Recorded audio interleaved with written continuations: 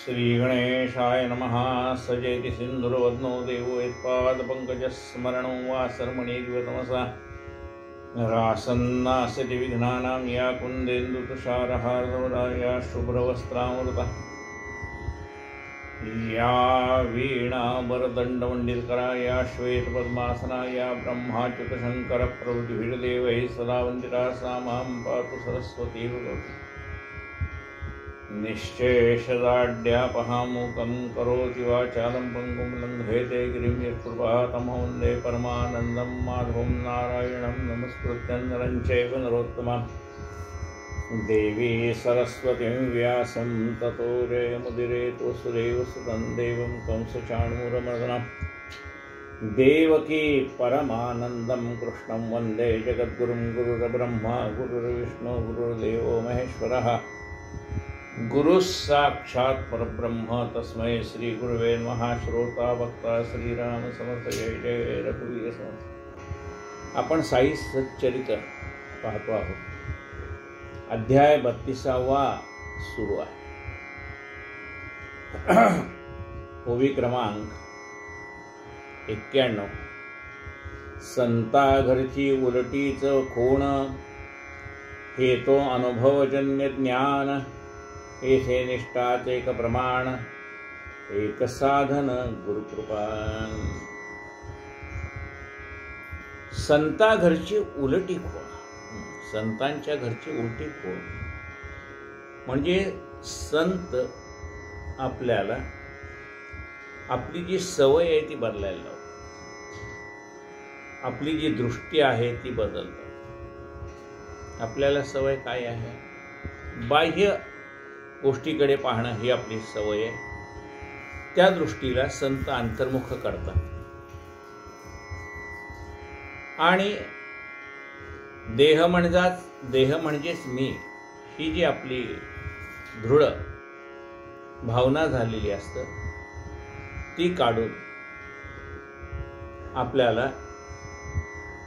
चिदानंद रूप शिवोहम शिवोहम, मी देह नाही, सदैव आनंदात रममाण असणारा असा मी आत्मा आहे, याची म्हणजे आपल्या मूळ स्वरूपाची ओळख करून देणे। जाणणे आपणासी आपण या नाव ज्ञान।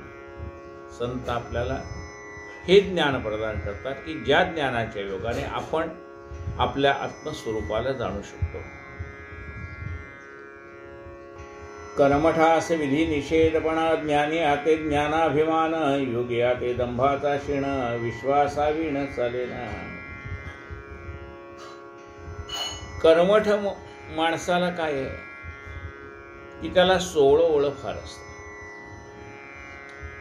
आणि मी किती सोळं आहे याचा त्याला अहंकार निर्माण होतो। ज्ञानी माणसाला मी किती ज्ञानी आहे याचा अहंकार होतो।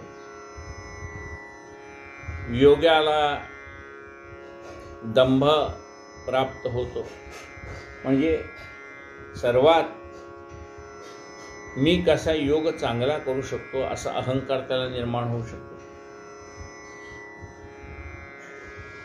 पंडिताचे गर्वांध डोळे, पंडिताला आपल्या पांडित्याचा गर्व होतो आणि त्यामुळे त्याचे डोळे झाकले जातात। म्हणतात कशाने? गर्वाने डोळे झाकले जातात। अभिमानाचे प्रत्यक्ष पुतळे,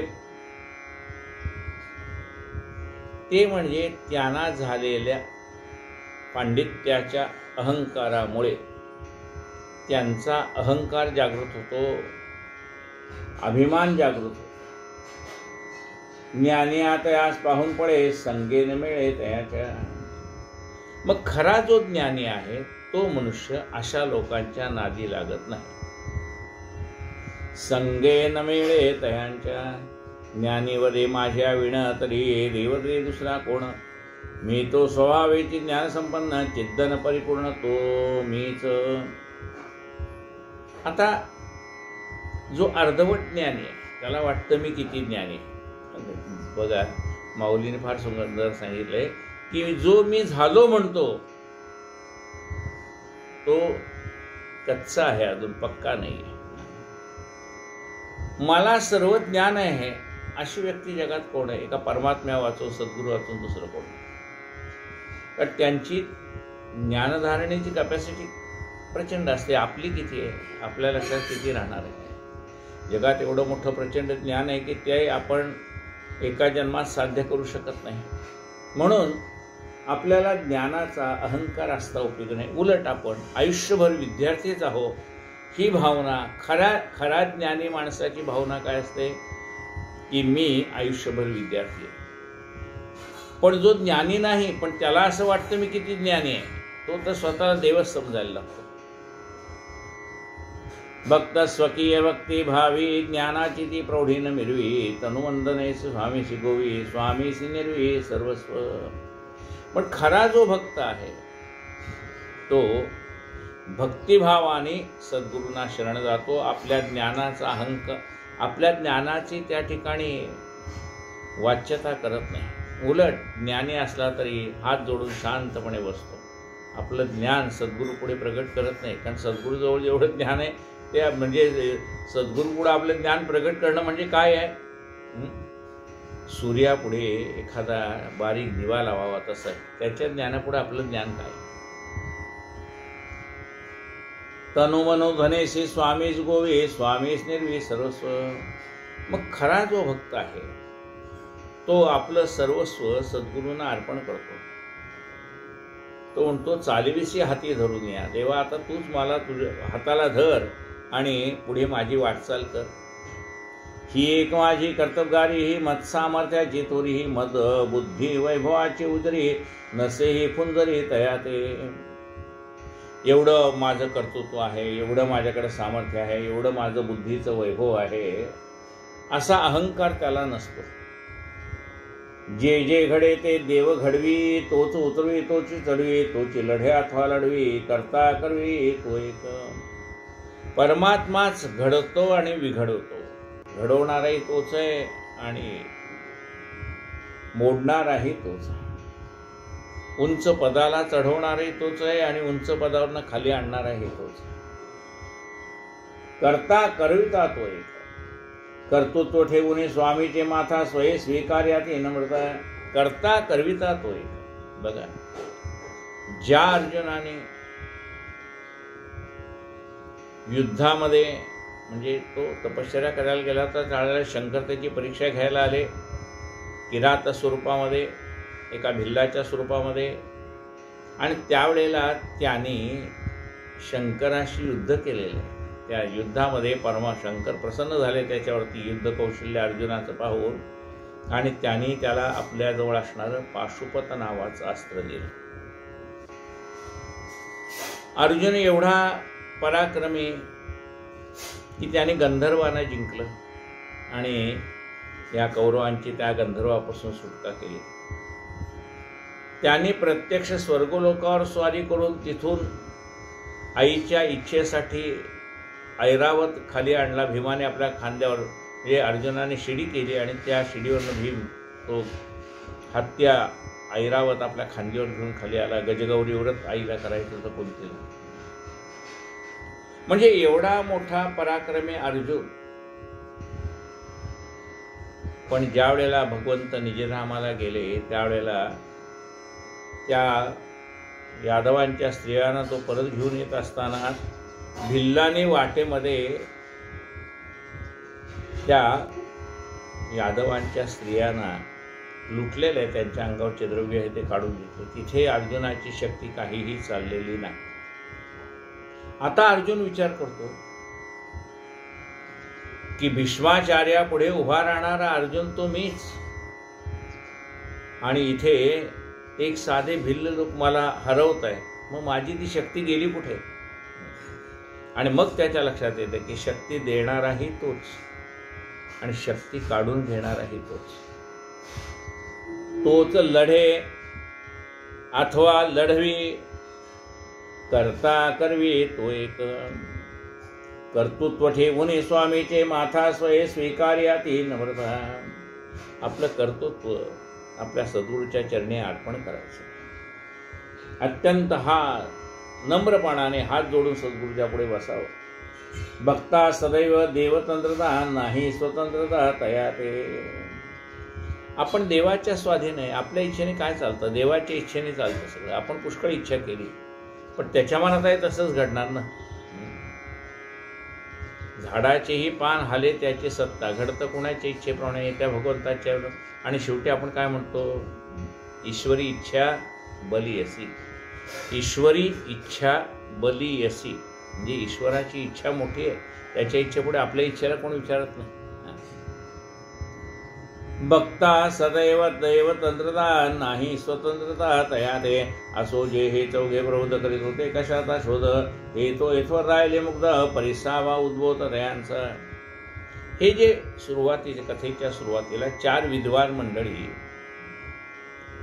आपण स्वतःचा शोध घ्यायला निघाले होते. ते म्हणले गुरुची आवश्यकता नाही, आपला आपण शोध घेऊ. म्हणून आपण उदाहरण पाहिलं, ते जंगलामध्ये चालले आणि जंगलामध्ये इथे लमाण होता. तो म्हणला की बाबा तुम्ही एकटे जंगलात जाऊ नका, कारण वाट चुकला तर तुम्हाला बाहेर येता येणार नाही.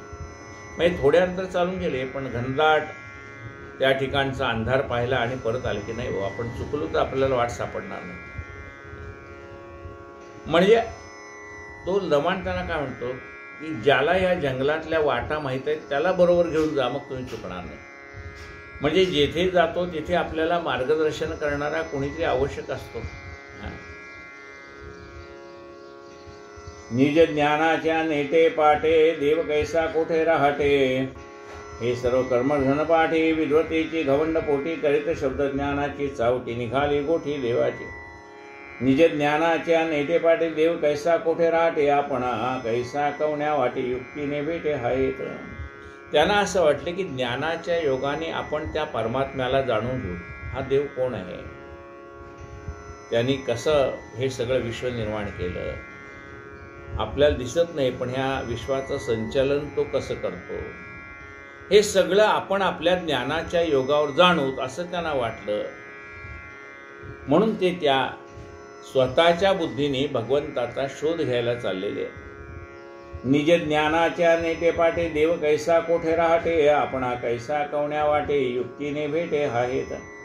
प्रबुद्धा माझे श्री साई एक मूर्तिवंत वैराग्य विवेक परब्रह्म स्वय देख हा का अविवेक अवलंबिते.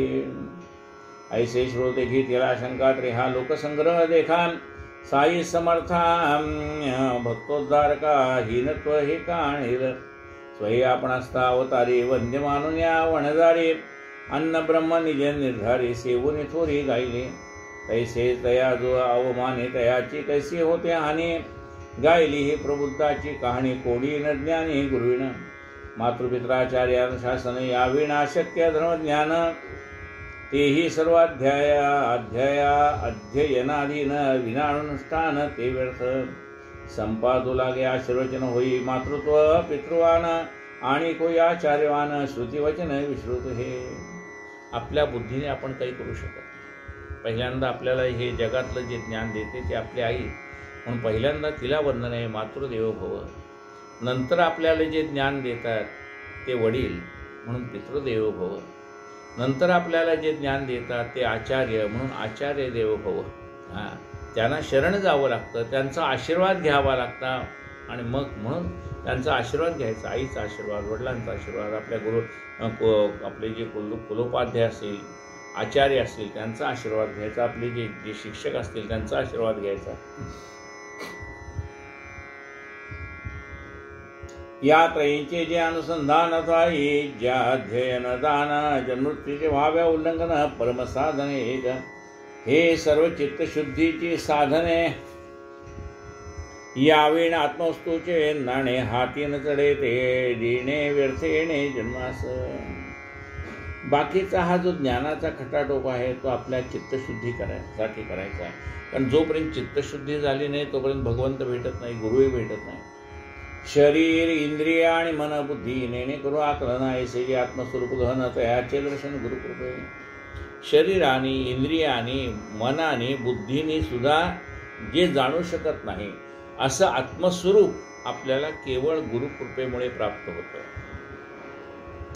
जेथे प्रत्यक्ष वा अनुमान उभय प्रमाणे अप्रमाण तया कर्तलगत आमलका स्वान कोण गुरुविण जाविल. जिथे प्रत्यक्ष किंवा अनुमानाने जे आपल्याला कळत नाही ते ज्ञान गुरु आपल्याला, जसा करतळावर घेतलेला आवळा आपण सर्व बाजूने पाहू शकतो, तसं हे परमात्मा किंवा आत्मस्वरूपाचं ज्ञान गुरु आपल्याला सहजपणे देतात. धर्म अर्थ काम तिसरा काम प्राप्त होतील करता श्रम परी चौथा पुरुषार्थ परम गुरुविण श्रम सर्वथा. 4 पुरुषार्थ सांगितले: धर्म, अर्थ, काम आणि मोक्ष. आपल्या प्रयत्नाने आपण धार्मिक कृत्य करू शकतो, आपल्या प्रयत्नाने आपण अर्थार्जन करू शकतो, आपल्या प्रयत्नाने आपण कामजीवन उपभोगू शकतो. हे 3 गोष्ट आपल्याला करता येण्यासारख्या आहेत. पण चौथा मोक्ष जो आहे तो आपल्या सामर्थ्याने प्राप्त होणारा नाही, त्याला गुरुच्या कृपेशिवाय तो प्राप्त होत नाही. म्हणून चौथ्या जो धर्म अर्थ काम आणि मोक्ष हा चौथा पुरुषार्थ आहे, तो चौथा पुरुषार्थ मात्र त्याला आपल्या गुरुची आवश्यकता आहे.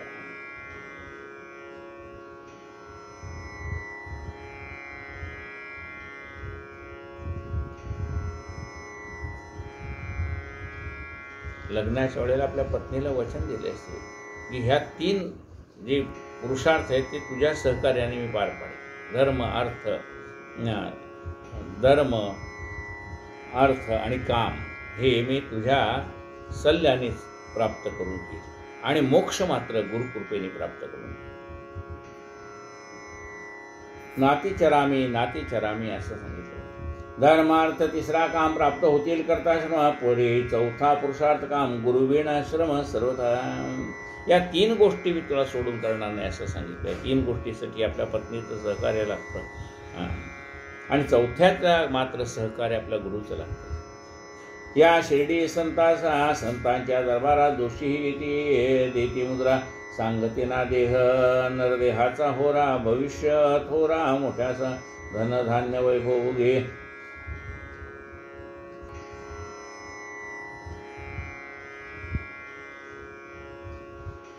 धनधान्य वैभवोगी राजे रजवाडे आणि जोगी तळे तापडी रागी विरागी दर्शनाला उत्कंठिता जपी व्रती संन्यासी यात्रे कुरुक्षेत्र निवासी गायक नर्तक परिवाराशी येत शिर्डीशी दर्शना महारी जोहारा या साईच्या दरबारा म्हण्याचे एक मायबाप खरा चुकविले इरदारा जन्माचा. शिर्डीच्या दरबारामध्ये ज्ञानी माणसापासून सामान्य माणसापर्यंत सर्वजण बाबांच्या दर्शनाला येत. का? आपल्याला खरं ज्ञान मिळणार आहे ते बाबांजवळच, म्हणून ते बाबांच्या दरबारामध्ये हजेरी लावत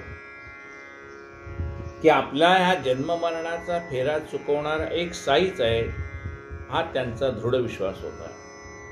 आत्मलिंग दयाचे गळा विभूती फासली दयाचे भाळा दयाचा कोणान्न विक्षेव डोळा पहावा सोहळा जंगमाचा.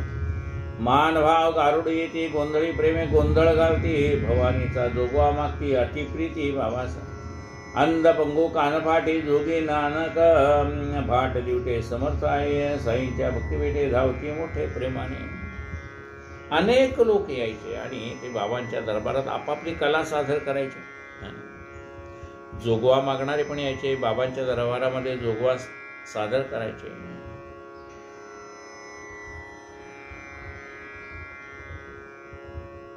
जोगवा मागता प्रसन्न झाली भक्त कुळा हो. ही आपली माऊली आहे, हिच्याकडे जोगवा मागितला तर ही गुरु माऊली आपल्याला प्रसन्न होते.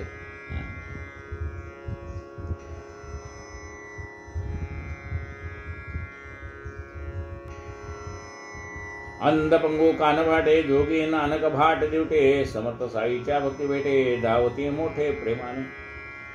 डुग डुगे सरोदे पांगोळ कोल्हाटणी करती खेळ तेथे तेनेचा वणजारी प्रेमळा आला की वेळ साधुनी.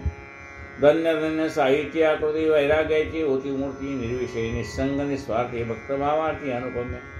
असो आता पूर्वानुसंधान मुख्य कथेचा धागा धरून स्वरूपी आख्यान श्रोती अवधान दिली. बाबा नसोई उपवासी राहत कोणासे न राहू देत उपयुष्टितांचे न स्वस्त चित्त कैचा परमार्थ तयाचा. बाबा स्वतःही उपवास करायचे नाही आणि कोणाला उपवास करू द्यायचे.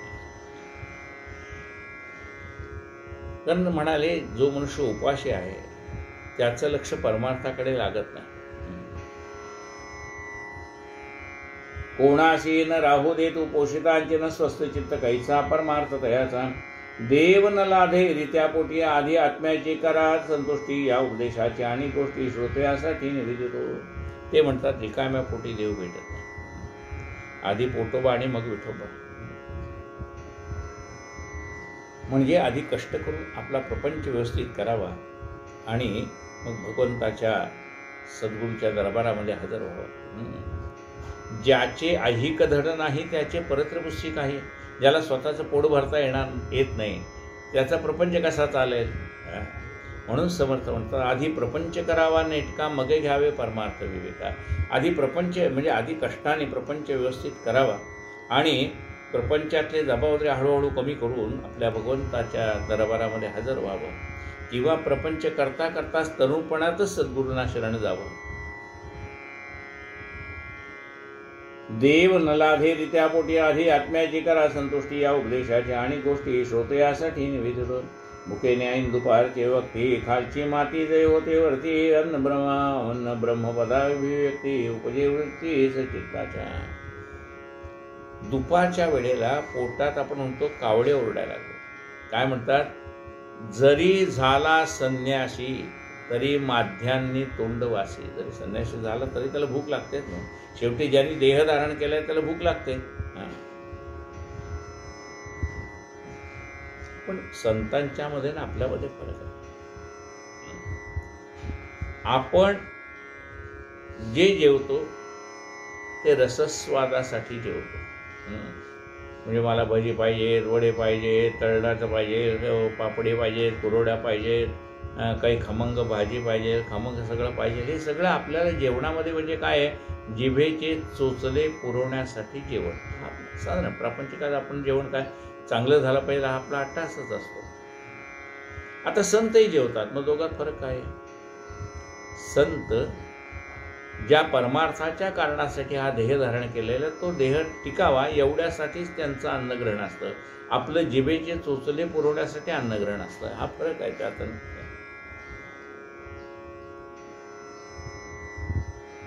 पोटी नसता अन्नाचा ओलावा देव का कवण्या डोळ्या पाहावा कवण्या वाचे महिमा वर्णावा करणे परिसावा तो कवण्या साका सारांश सकळ इंद्रिया शक्ती तरीच घडी देवाची भक्ती जरी अन्नावीण क्षीणत्वा येते तरी त्या नगती परमार्थी.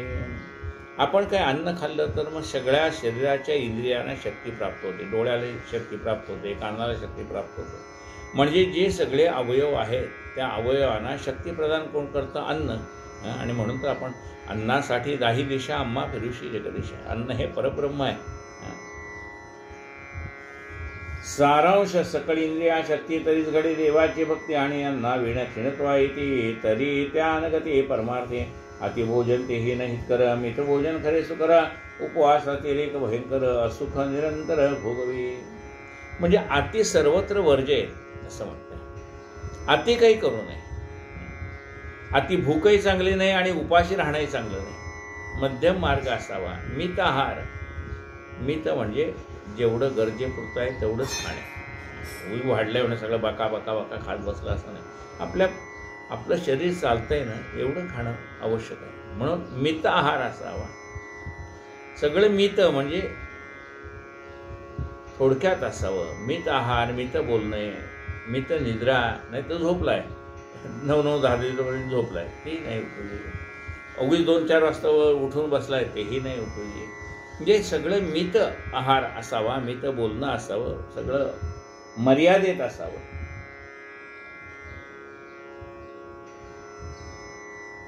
पोटी नसता अन्नाचा ओलावा देव कवण्या डोळा पाहावा कवण्या वाचे महिमा वर्णावा करणे परिसावा तो कवण्या. सारांश सकळ इंद्रिया शक्ती तरीच घडे देवाची भक्ती जरी अन्नाविण क्षीणत्वा येते तरी त्या नगती परमार्थी. अति भोजन तेही न हित कर मित भोजन खरे सुकर उपवास अतिरेक भयंकर असुख निरंतर भोगवी. एखाद्या वेळेस उपवास करणं ठीक आहे. एखादा संकट चतुर्थीचा म्हणा, एखादा एकादशीचा म्हणा, एखादा सोमवारचा म्हणा. पण सारखं रोज सोमवार मंगळवार बुधवार गुरुवार शुक्रवार शनिवार उपवास हे नाही. अतिरेक वाईट आहे. एकदा एक बाई शिडीचं पत्र घेऊन केळकरास आले. साईचे दर्शनास प्रमुल्लास मानसे. महाराजांचे पायापाशी बसावे. 3 दिवस उपवासी बाईने निर्धारले मानसे. तिचे पाशी राहिले. बाबांचे नित्यक्रमानुसार परमार्थाचा करता विचार. आधी कमरेत बांधावी भाकर. बाईचा निर्धार उखराटा. बाबा म्हणतात आधी कमरेला भाकर बांधावी मग परमार्थ करावा. म्हणजे खाणं पिणं व्यवस्थित असावं, नाही तर लक्ष जातं. कधी एकदा मध्यंतर होतंय त्याच्याकडे.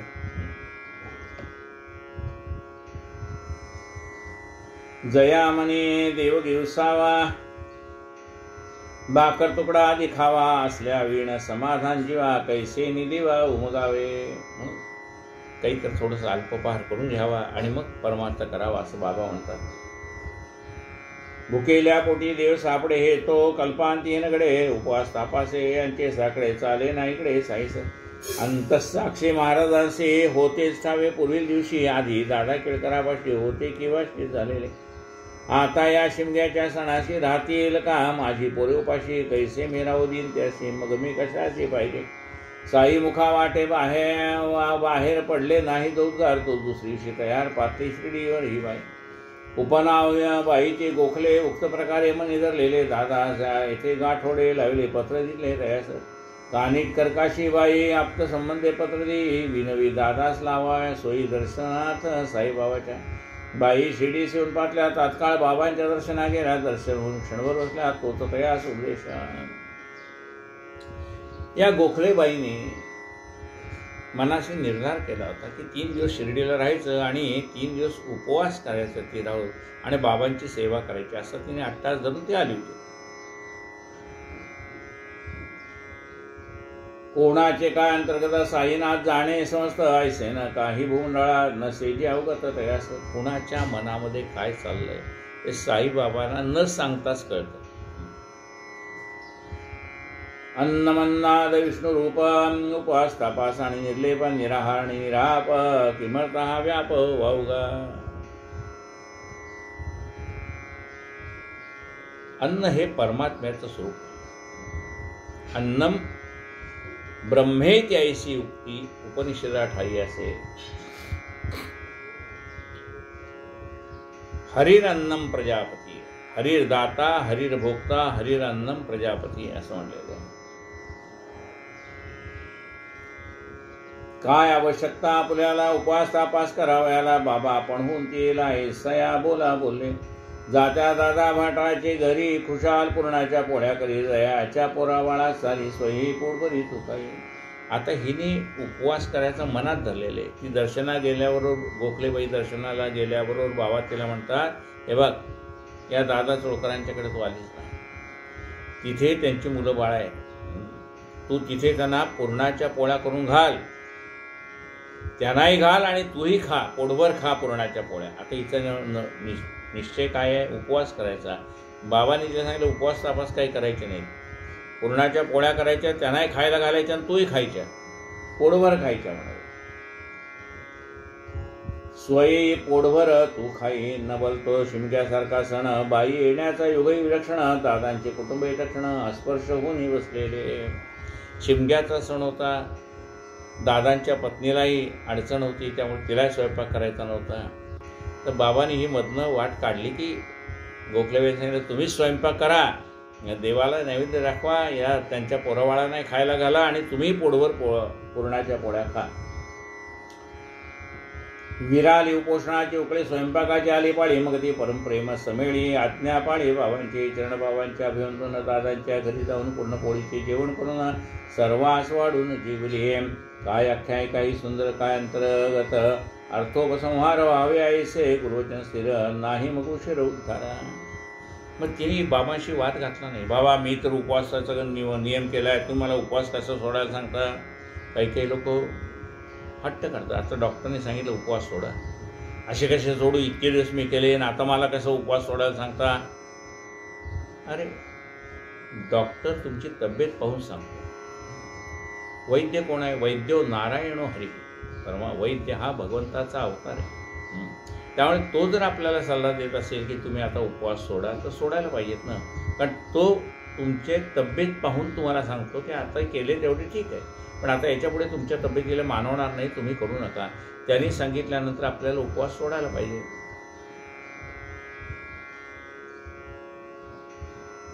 अशी जी गाणी कथा.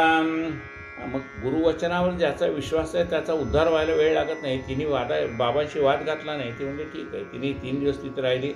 रोज अन्न शिजवायचं, नैवेद्य करायचा, बाबा नाही द्यायचं, त्यांनाही द्यायचं आणि आपण ग्रहण करायचं. ऐशी जे गाणी कथा आठवली होती साई समर्था, कथली प्रेमे भक्ता समर्था, सादर श्रोता प्रसिद्धे, दया मने परमार्थी असं तयाने केले पाहिजे, सायास करू लागे दृढ अभ्यास व्हावे, साहसी स्वल्प. बाबा म्हणतात की ज्याला परमार्थ करायचा आहे त्याला आळस करून चालणार नाही. प्रपंच करायचा म्हटला तरी आळस करून चालणार नाही, आणि परमार्थ करायचा म्हटला तरी आळस करून चालणार नाही. आळसे कार्यभाग नासतो, आळस उदास नागवडा, आळसे करंटपणाच्या कोणा प्रगट होती. म्हणून आळसाच्या मागे लागायचं नाही. मग प्रपंच करा नाही तर परमार्थ करा, त्यात आळस करून चालणार नाही. जाऊ दे हो, आज नाही ऐकलं काय बिघडलं, आज नाही वाचलं काय बिघडलं, आळस करू नये. परमार्थ करायचा आहे ना, मग कंटाळा नाही उपयोगी. जया म्हणे परमार्थी असं तयाने केले पाहिजे, सायास करू लागे दृढ अभ्यास व्हावे, साहसे स्वल्प. त्याच्यासाठी अभ्यास करावा लागतो. अंतःकरणामध्ये थोडा धीटपणा पाहिजे. ऐसे सत्कथामृत चरणा तीर्थ सेवा नित्य कल्याणार्थ, होता संत चरणी विनित होईल पुनित अंतर. हे संत कथेचे कथा म्हणजे काय, अमृत आहे. हे बाबांचं चरण तीर्थ आहे, ते अमृत म्हणून घ्यावं. एकदा मी लहान असता फडका बांधून पोटा बोता, धंदा मिळावा निर्वाह पुरता, आणून चित्ता निघालो. चालता चालता बिडगावा आलो, तेथे घेतला विसावा, फकीराचा माझा नाराच कावा, आनंद जीवा वाटला. तिकडे मिळाले जरीचे काम मीही खपलो, अविश्रम फळले ते माझे सकळ श्रम. पहा पराक्रम फकीराचा, माझ्या आधीच लाविलेले हुशार हुशार नावाजलेले 4 पोराही काम केले, तेही मापिले ते समय. एकाने 50 रुपयाचे केले, 100चे दुसऱ्या झाले, तिच्याने 150चे भरले. माझे सर्वाहून द्विगुणत पाहून या माझी हुशारी, धनी बहु आनंदला अंतरी, बहुता परी मज गौरव करी, प्रेम भारी मजोरी. मजतयाने पोशाख दिला, लोईस पागोटे अंगावर शेला, परी मी तो बांधून ठेवला, जैसा तैसा जैसा दिला तैसाच. कोणाचे देणे कोणास पुरते, कितीही द्यावे सदा पुरते, माझे सरकार जै देऊ सरते, न सरते ते कल्पना. गोष्ट सांगतायत ते. चालता चालता ते म्हणतात मी एकदा लहानपणी बीड गावाला आलो. उपरणं फडकं पोटाला बांधलं, काहीतरी कष्ट करावेत, पोटासाठी 2 पैसे मिळवावेत म्हणून मी मजुरी केली. जरीचं काम मला मिळालं. माझ्यावर आणखीन 3 माणसं होते. आम्ही 4घांनी काम केलं. 3घांनी जेवढं काम केलं त्यांच्या दुप्पट काम मी केलं. त्यामुळे मालक प्रसन्न झालं. पगार तर सारखाच द्यायचा, पण 3 माणसांनी जेवढं काम केलं त्यांच्या दुप्पट मी काम केल्यामुळे मालक माझ्यावर खुश झाला आणि मालकाने मला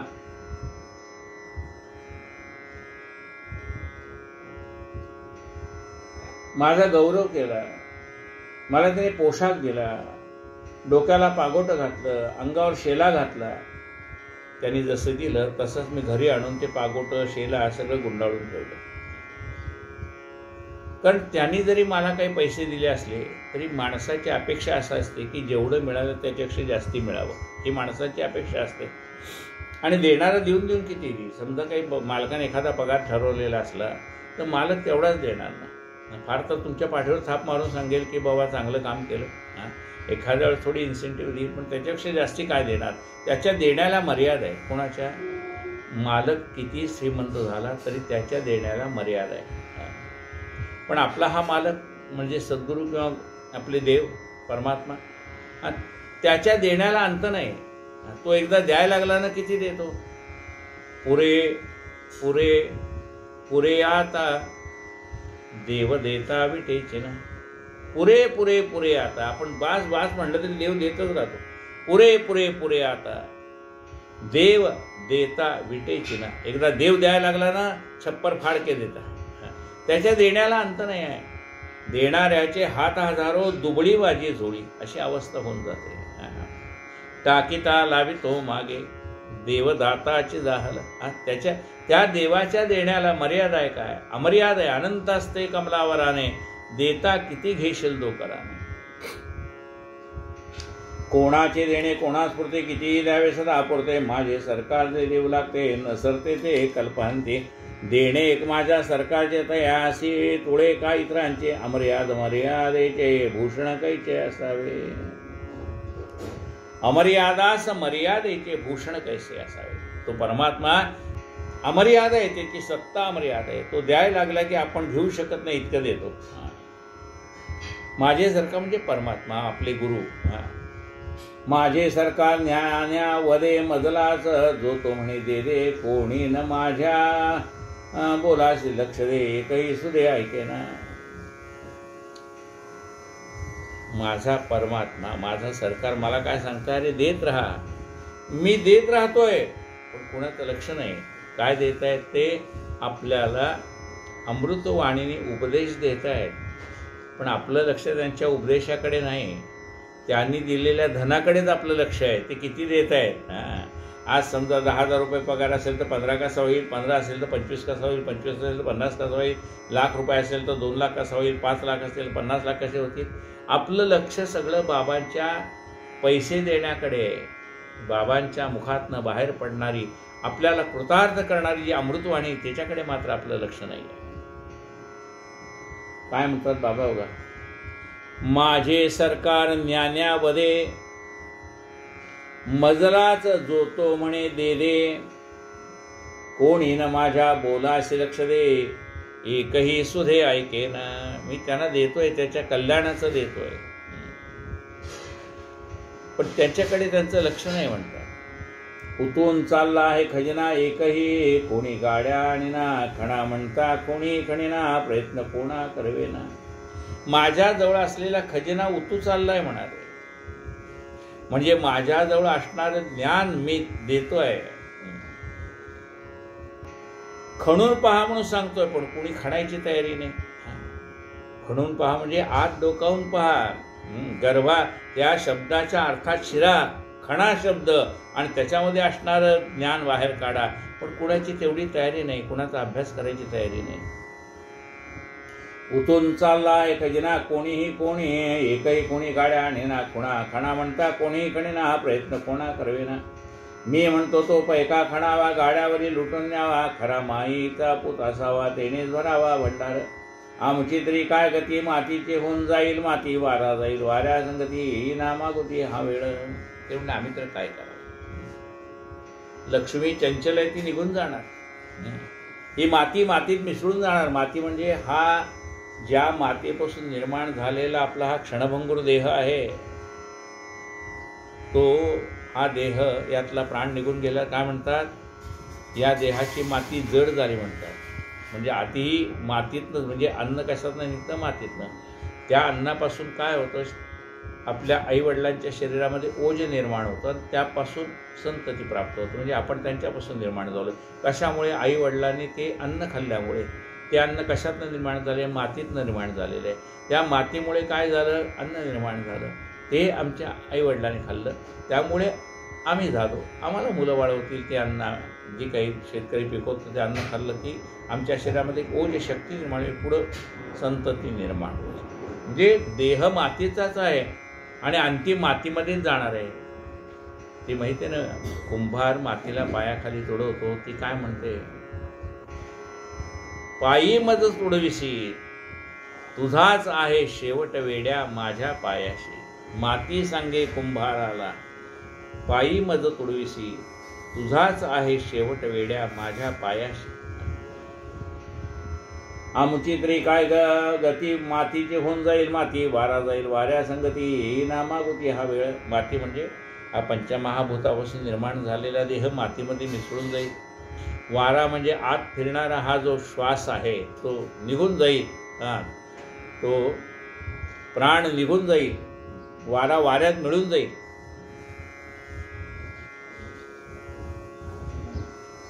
आमुची तरी काय गती, मातीची होऊन जाईल माती, वारा जाईल वाऱ्याच्या संगती, येई ना मागुती ही वेळ. मग असा हा पंचमहाभूतात्मक देह संपला, आतला प्राणवायू मिळून गेला, तर मग ही वेळ पुन्हा येईल का? म्हणजे हे आयुष्य म्हणजे मनुष्य देह पुन्हा मिळेल का? मिळणार नाही. म्हणून जोपर्यंत तो आपल्या स्वाधीन आहे तोपर्यंत परमार्थ करायला पाहिजे. बाबा म्हणतात मी सांगतोय, पण कोणाचं लक्ष असेल तर ना. आमुची तरी काय गती, मातीची होऊन जाईल माती, वारा जाईल वाऱ्याच्या संगती, येईना मागुती हा वेळ. असो माझ्या फकीराची कळा, माझ्या भगवानाची लीला, माझ्या सरकाराचा ताळा, लई निराळा न्याराचं. बाबा म्हणतात मी फकीर आहे, माझं जे सरकार आहे अल्लाह मालिक, माझे जे सरकार आहे म्हणजे हा जो परमात्मा आहे त्याची शक्ती अमर्याद आहे, त्याचं देणं पण अमर्याद आहे आणि त्याचा ताळा निराळा आहे. तो परमात्मा देशी तेव्हा घेशी ऐसा अशी उदाहरण असतात. आपण काही पेरलं तर उगवेल ना, आपण काही कुणाच्या मदतीला आलो तर 4 लोक आपल्या मदतीला येतील. आपण कुणाला काही दिलं तर ते कुठल्या ना कुठल्या रूपाने भगवंत आपल्याला परत करेल. पण तुम्ही कुणासाठी साधा वेळ द्यायला तयार नाही, मग तुमच्यासाठी कोण वेळ काढेल याचा विचार करा. आज असं विचार करा, हॉस्पिटलमध्ये माणूस बसण्याची जरूरत. आज कुटुंब छोटी छोटी होत चालली, मुलं वेगळी राहायला लागली. ह्या म्हातारी घरात आहेत, त्यांच्यातला एखादा मनुष्य जर आजारी पडला तर तिथं बसायला कोणी नाहीत, मुलांना रजा मिळत नाहीत, प्रायव्हेट नोकऱ्या आहेत. कितीही त्यांच्या मनात असेल आईवडिलांच्यासाठी तिथे थांबा हॉस्पिटलमध्ये, तरी त्यांना थांबता येत नाही, रजा मिळत नाही. प्रायव्हेट ना ते काम करायचं घरी जा, त्यांना किती दिवस रजा मिळणार. मग अशा वेळेला हॉस्पिटलमध्ये बसणाऱ्या माणसांची आवश्यकता असते. मग तुमच्याकडे वेळ आहे ना, मग सांगावं आपल्या आजूबाजूचं कोणी हॉस्पिटलमध्ये आजारी असलं तर 1-2 तास मी बसीन बरं का. तुम्हाला काही घरी काही स्वयंपाक करून यायचं असेल, डबा वेळ आणायचा असेल तर आणा, किंवा मी येताना काही डबा घेऊन येईन. त्यांना यावेळेला मनुष्य बाळाची आवश्यकता आहे. तुम्ही पैसे नका खर्च करू, पण तुमच्याजवळ असलेला वेळ तर थोडा खर्च करा. पेराल तेव्हा उगवेल. आपणही आजारी पडू तर कोणतरी येईल ना आपल्या मदतीला. आपणच गेलो नाही कोणाच्या मदतीला, कोण आपल्या मदतीला येणार आहे?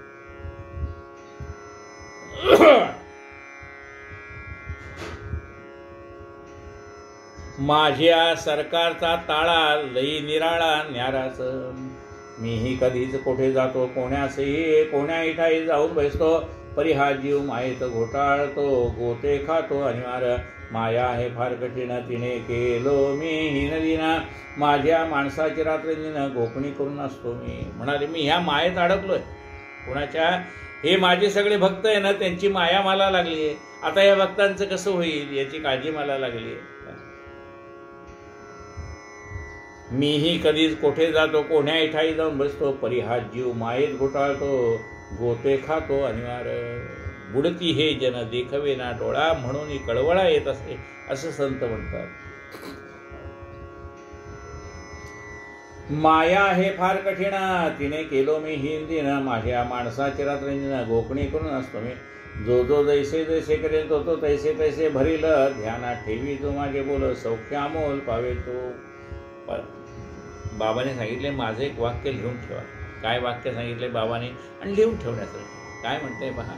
जो जो जैसे करील तो तो तैसे भरील, जो जसं करेल तसं भरेल, करेल तसं भरेल. तुम्ही लोकांच्या उपयोग पडला, लोक तुमच्या उपयोग पडतील. तुम्ही कोणाला मदत केली, कोणीतरी तुम्हाला मदत करेल. तुम्ही जे पेराल ते उगवेल, हे लक्षात घ्या. जो जो जैसे करील तो तो तैसे फल भरील. आपण जर अंतःकरणापासून भगवंताचं नाम घेतलं तर भगवंत सुद्धा अंतःकरणापासून आपल्याला आशीर्वाद देईल. जो जो जैसे करीला तो तो तैसे भरीला, ध्यानी ठेवील जो माझे बोल, सौख्यामोल पावेल तो. हे माणसाई शरणा पूर्व हे कथा निर्वण साई तस्व हे करी जय आपण, माझे मी पण फिकेत तोच या कथेचा नैवेदिता, तोच वाचिता, तोच परिसरा, तोच लिहिता लिहिता, अर्थबोधकता हे तोच. या साई सच्चरित्र कथेचा निवेदन करणारेही बाबाच आहे. तोच या कथेचा निवेदिता, तोच वाचिता, तोच परिसता, म्हणजे कथा सांगणारेही साईबाबाच आहेत आणि कथा ऐकणारेही साईबाबाच आहेत. तोच कथेकऱ्याच्या रूपाने कथा सांगतो आणि श्रोत्यांच्या रूपाने कथा ऐकतो. श्रोता वक्ता श्रीराम समर्थ.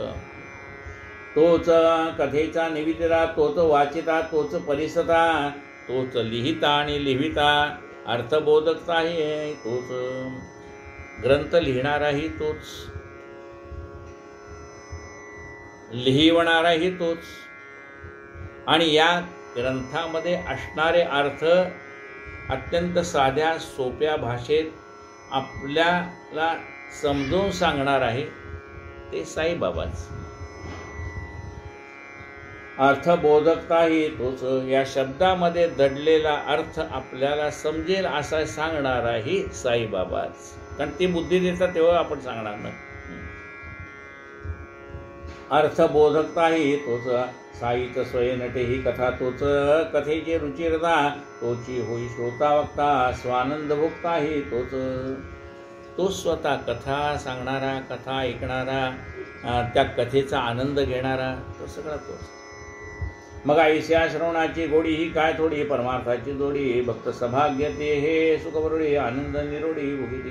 आता पुढील अध्यायीचे साईच्या उदीचा महिमा पार. श्रोते सज्जन विसदो पदर होनी सादर परिसावा. हे माडवदे अति विनीतता, कृपा उपजली साई समर्था. त्यांनी शोधले निज सच्चरिता, कथा रसविता पूर्व. स्वस्ति श्री संत सज्जन प्रियते, भक्त हे माडपंत विरचिते. साई समर्थ सच्चरिते, गुरु महिमा वर्णनम नाम द्वात्रिंशोत्तमोऽध्यायः संपूर्णः. श्री साईनाथार्पणमस्तु. शुभम भवतु. साईबाबांनी या कथेमध्ये निराळ्या गोष्टीच्या माध्यमातून आपल्याला गुरुची कृपा कशी प्राप्त झाली ते सांगितलं. कथेचं निमित्त कोणाला तर केलंय, पण त्यातनं आपल्याला गुरुकृपा कशी प्राप्त होते याचा बोध केला. या ठिकाणी 32वा अध्याय पूर्ण झाला आहे. उद्या आपण 33वा अध्याय पाहू.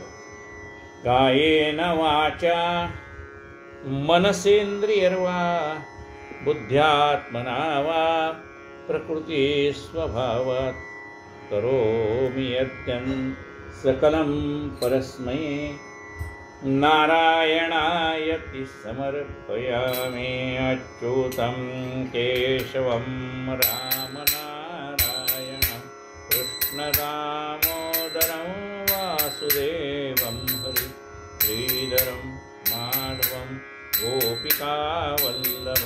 जानकीनायकं रामचन्द्रं भजे. हरे राम राम राम हरे हरे, हरे हरे कृष्ण कृष्ण कृष्ण हरे हरे. हरे राम राम राम हरे हरे, हरे हरे कृष्ण कृष्ण कृष्ण हरे हरे. साईनाथ महाराज की जय.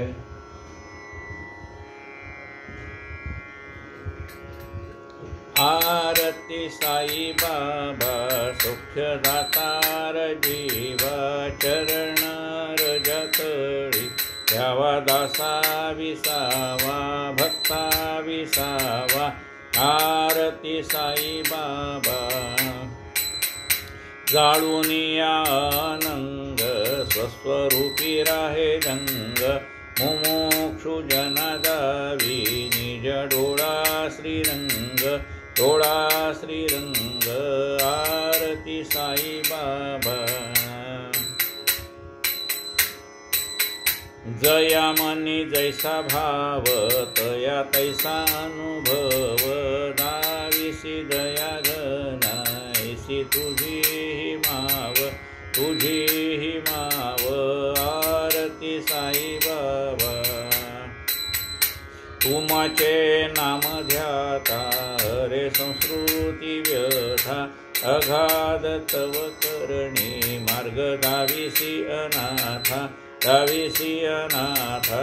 आरती साई बाबा कलियुगी अवतार सगुण ब्रह्म साचार.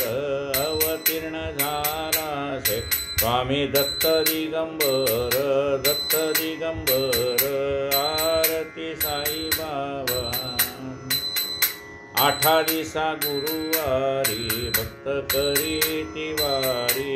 प्रभुपद पहावया भवभय निवारी भय निवारी आरती साई बाबा माझा निज द्रव्य ठेवा तव चरण रज सेवा मागणे हेची आता तुम्हा देवाधिदेवा देवाधिदेवा आरती साई बाबा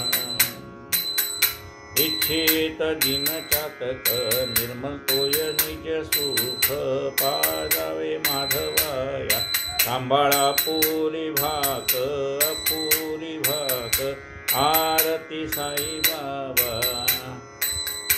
आरती साई बाबा सौख्य दातार जीवा चरण रजातळी यावा दासा विसावा भक्ता विसावा आरती साई बाबा मलिन लोटांगण वंदन चरण डोळ्याने पाणी रूप तुझे प्रेमे रंजन आनंद पूजन भावयो आडिन मने नम त्वमेव माता पिता त्वमेव बंधुः सखा त्वमेव विद्याद्रोणं त्वमेव सर्वं मम देवदेव कायेन वाचा मनसेन्द्रियैर्वा बुद्ध्यात्मना वा प्रत्यक्षं करोमि अद्यं सकलं परस्मै नारायणाय समर्पयामि अच्युतं केशवं रामनारायणं कृष्णदामोदरं वासुदेवं हरे श्रीधरं माधवं गोपिकावल्लभम् जानकी नायकं रामचन्द्रं भजे हरे राम राम राम हरे हरे हरे हरे कृष्ण कृष्ण कृष्ण हरे हरे हरे राम राम राम हरे हरे हरे हरे कृष्ण कृष्ण कृष्ण हरे हरे साईनाथ महाराज की जय।